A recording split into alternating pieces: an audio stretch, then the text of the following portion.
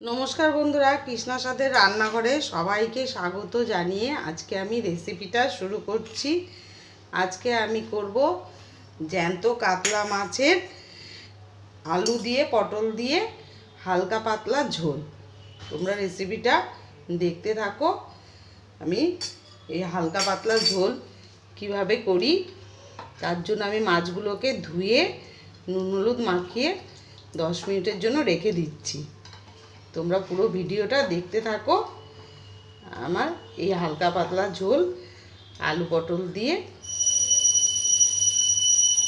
মাছগুলো আমি 10 মিনিটের জন্য নুন হলুদ মাখিয়ে রেখেছিলাম।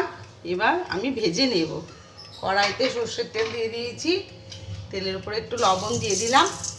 এবার মাছগুলোকে আমি আস্তে আস্তে ভেজে নেব।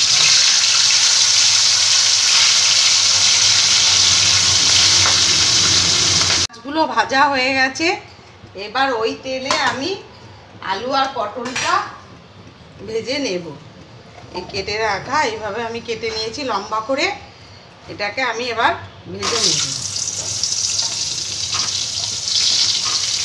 একটু হলুদের গুঁড়ো দিয়ে দিলাম, একটু নুন দিয়ে দিলাম।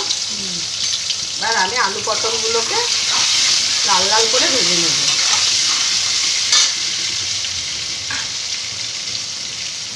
আলু আর পটলটা ভাজা হয়ে গেছে। এবার আমি আলু পটলটাকে তুলে নিচ্ছি।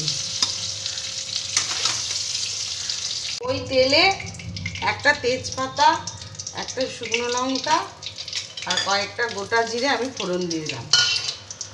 ফোড়নটা একটু আমি ভেজে নেব। ফোড়নটা ভেজে নিয়ে কাঁচা লঙ্কা, পাকা লঙ্কা, আদা, একটা টমেটো বেটে নিয়েছি, এই পেস্টটাকে দিয়ে দিলাম। একটু ভেজে নিয়ে তারপর 1 চামচ জিরের গুঁড়ো, 1 চামচ ধনের গুঁড়ো দিয়ে দিলাম। স্বাদ মতো নুন দিয়ে দিলাম আর হলুদের গুঁড়ো দিয়ে দিচ্ছি। এই মশলাটাকে আমি ভালো করে এবার কষিয়ে নেব। মশলাটা কষানো হয়ে গেছে। এবার আমি পোস্ত বেটে রেখেছি, পোস্ত বাটাটা দিয়ে দিচ্ছি। আবার ভালো করে পোস্তর সাথে একসাথে মশলা দিয়ে আমি কষিয়ে নেব। পোস্তর সাথে মশলা একসাথে কষানো হয়ে গেছে। এবার ভেজে রাখা আলু পটলটা আমি এর মধ্যে দিয়ে দিলাম।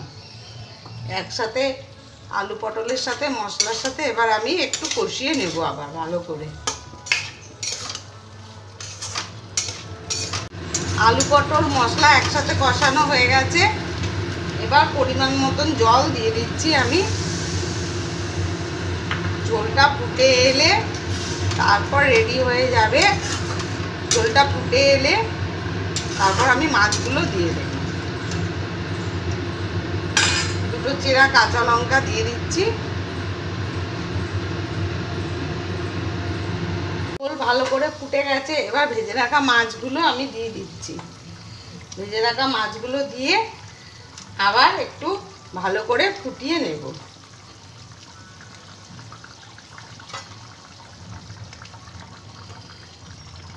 আবার ফুটে এলে তাহলে রেডি হয়ে যাবে আমার কাতলা মাছ আলু পটল দিয়ে ঝোল। উপর থেকে একটু গরম মশলার গুঁড়ো দিয়ে দিলাম। আমার রেডি হয়ে গেছে আলু পটল দিয়ে কাতলা মাছের ঝোল। তোমরা রেসিপিটা একবার ভালো লেগে থাকলে লাইক কমেন্ট ও শেয়ার করে দিও আর সাবস্ক্রাইব করে দিও ইউটিউব চ্যানেলটিকে। এইভাবে রেসিপিটা করে দেখো। কাতলা মাছের পাতলা ঝোল।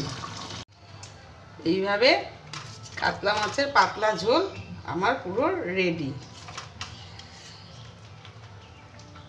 আজকে আমি একটু হালকা পাতলা ঝোল করলাম।